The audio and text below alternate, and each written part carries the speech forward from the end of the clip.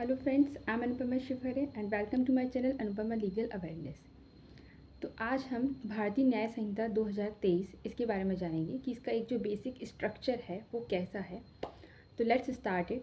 भारतीय न्याय संहिता 2023 का ये जो एक्ट है, इससे पहले इसके पहले आईपीसी एक्ट था, इंडियन पिनल कोड, जिसे कि भारतीय न्याय संहिता में 2023 जो है इसमें अब इसे चेंज कर दिया है पूरे एक्ट को।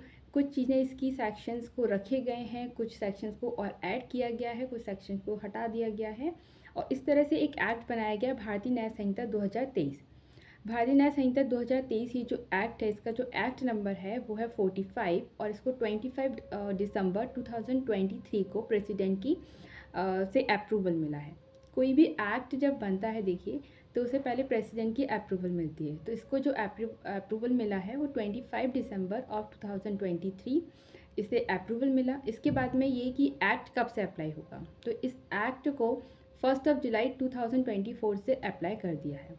ये जो एक्ट है वो अप्लाई कहाँ कहाँ पर होगा, तो इससे पहले एक आईपीसी जो था वो आईपीसी और अदर एक्ट्स भी मोस्टली जो थे वहाँ लिखा होता था कि जम्मू कश्मीर के सिवाय।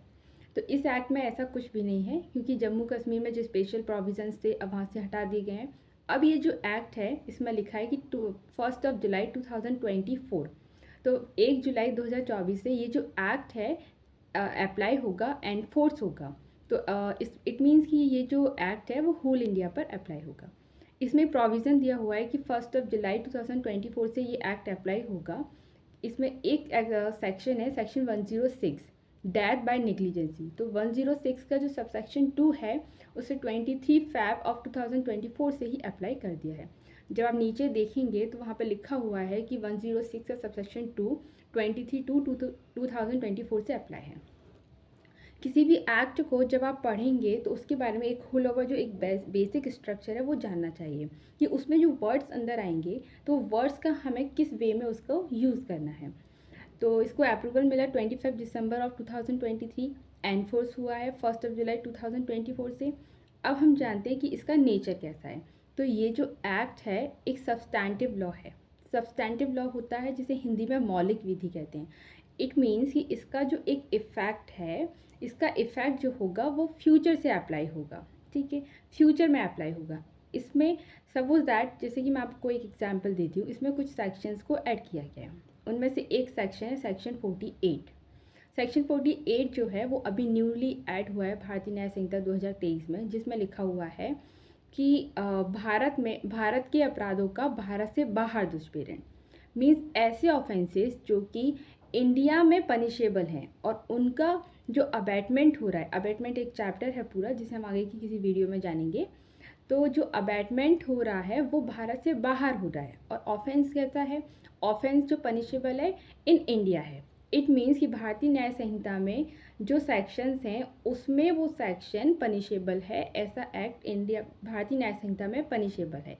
उसका जो अबैटमेंट हो रहा है वो भारत के बाहर हो रहा है तो भी इसको अब पनिशेबल बना दिया गया है। ये फॉर एग्जांपल ये एक सेक्शन है। अब इस सेक्शन से जो सब्सटैंटिव लॉ है तो इसका जो इफ़ेक्ट है वो भविष्य से होगा। इट मीन्स कि अगर मान लीजिए कि इस एक्ट के अप्लाई होने से, इसके एनफोर्स होने से पहले किसी बाहर के व्यक्ति ने, किसी फॉरेन कंट्री के किसी पर्सन ने कोई अबैटमेंट किया। अबैटमेंट जनरली हम देखें तो ये होता है कि किसी भी ऑफेंस को करने के लिए एक व्यक्ति के द्वारा दूसरे व्यक्ति को उकसाना, किसी भी तरह से उसको इन्वोक प्रोवोक करना कि जिससे कि वो ऐसा काम करे, इसे हम कहते हैं अबैटमेंट करना।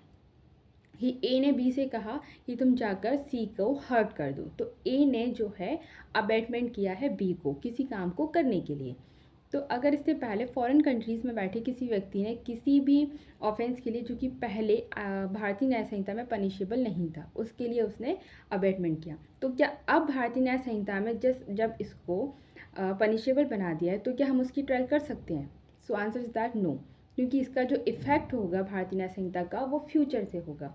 जो सेक्शंस अप्लाई होंगे वो फ्यूचर से होंगे। जो भी ऐड कर रहे हैं हम, न्यू सेक्शंस हमने इसमें ऐड किए हैं, वो जो अपराध हैं वो सारे ऑफेंसेस अब फ्यूचर से अप्लाई होंगे, ना कि उनको हम एक्स पोस्ट फैक्टो रखेंगे कि जो पहले कर चुके हैं उनके लिए हम उनको पनिशेबल करें। तो एक्स पोस्ट फैक्टो रखते हैं कि पहले जो काम आपने किया वो उस टाइम पर पनिशेबल नहीं था, तो आपको फ्यूचर में भी पनिश नहीं किया जाएगा। तो इसका जो एक नेचर है वो ये है कि उसका जो इफेक्ट है वो फ्यूचर से होगा।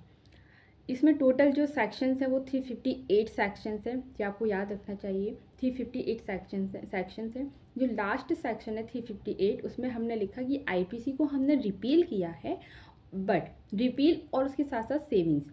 तो रिपील होता है कि हमने नए एक्ट से जो पहला वाला एक्ट था उसको रिपील कर दिया, बट कुछ चीज़ें जो उसमें थी, अगर वो चीज़ें हमें लगता है कि इन्हें हमें न्यू एक्ट में रखना चाहिए या उन चीज़ों पर इसका क्या इफेक्ट होगा, तो उसे हम कहते हैं सेविंग्स।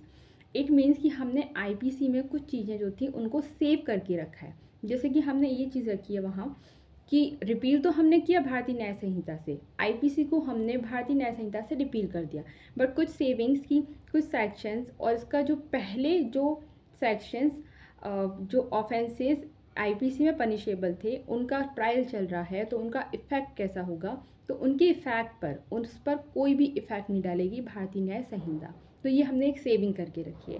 ये हमारी सेविंग्स हैं कि पहले का जो एक्ट है उस पर हम कोई इफेक्ट नहीं डाल रहे हैं इस सेक्शन पर, वो भारतीय न्याय संहिता में भी वैसी की वैसी चलेंगी। जो पहले ऑफेंसेस हो चुके हैं उनकी ट्रायल चल रही है, तो इसे हम कहते हैं रिपील एंड सेविंग्स। तो ये सेक्शन 358 में है। अब हम जानते हैं कुछ और चीज़ें जो कि एक पूरे एक्ट को में बार बार आपको आएंगी, तो आपको उनको किस वे में लेना है, किस फॉर्म में उनको यूज़ करना है। जब आप सेक्शंस पढ़ेंगे तो वहाँ पर दो वर्ड्स यूज़ होते हैं, मे एंड शैल। किसी सेक्शन में होगा कि ऐसा कर सकेगा, ऐसा करेगा। जहाँ पे आपको ये लिखा हो कि मे मीन्स आपके पास अब डिस्क्रिशन हो जाता है, ऐसा हो भी सकता है और ऐसा नहीं भी हो सकता, वहाँ डिस्क्रिशन होता है। मे मीन्स कि हो सकता है नहीं भी, तो आप उसको एक ऑप्शन बन जाता है वहाँ पर कि ऐसा किया भी जा सकता है और नहीं भी किया जा सकता, तो आप उसे लेंगे कि दोनों वे में आपको उसको यूज़ करना होगा। बट जहाँ लिखा है सेल करेगा, इट मीन्स कि वो अब आप बाउंड हो जाते हैं कि ऐसा होगा ही। ये जो मे एंड सेल है ये आपको पनिशमेंट्स में दिखाई देगा, जहाँ पर भी होगा कि जो जजेस हैं जो कि इतनी ईयर की सज़ा दे सकते हैं, तो वहाँ पे होगा कि जज में नॉट लेस देन 3 ईयर, कि 3 साल से कम नहीं होगा, विच में एक्सटेंड टू 5 ईयर, जो कि 5 साल तक एक्सटेंड कर सकते हैं। तो वहाँ पर अब ये जज का डिस्क्रिशन हो गया कि डिस्क्रिशन पावर हो गई उनकी कि वैसा वो जितना चाहें वो दे सकते हैं।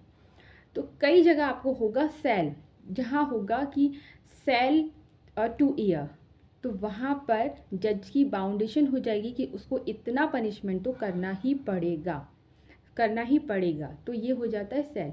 ऐसे ही आप कुछ सेक्शंस में आपके ऊपर ये लाइबिलिटी डाली गई होगी वहाँ पे कि ऐसा हो सकता है या फिर करेगा, तो वहाँ पर सेक्शन के अगर एलिमेंट में सेक्शन में मे और सेल वर्ड आता है, अगर मे है तो होता भी है देन ओके, नहीं भी, बट जहाँ सेल है तो वहाँ पर वो चीज़ वो एलिमेंट बिल्कुल एज इट इज़ अप्लाई होना चाहिए, इसके बाद कुछ वर्ड्स पढ़ने को मिलेंगे आपको, जैसे कि अटैम्प्ट। किसी भी ऑफेंस को ये किसी ऑफेंस की स्टेजेस में आता है कि ऑफेंस की स्टेजेस क्या होती हैं। तो बेसिकली ये रहता है कि कोई भी ऑफेंस जब किया जाता है तो उसकी प्रिपरेशन होती है, उसकी प्रिपरेशन की, फिर उसको करने के लिए कोई अटैम्प्ट किया, तो ये उसकी 4 स्टेजेस हैं किसी भी ऑफेंस को करने की, कि 4 स्टेजेस में जाके कोई भी जो ऑफेंस होता है वो कंप्लीट होता है। तो जिनमें से एक है अटैम्प्ट।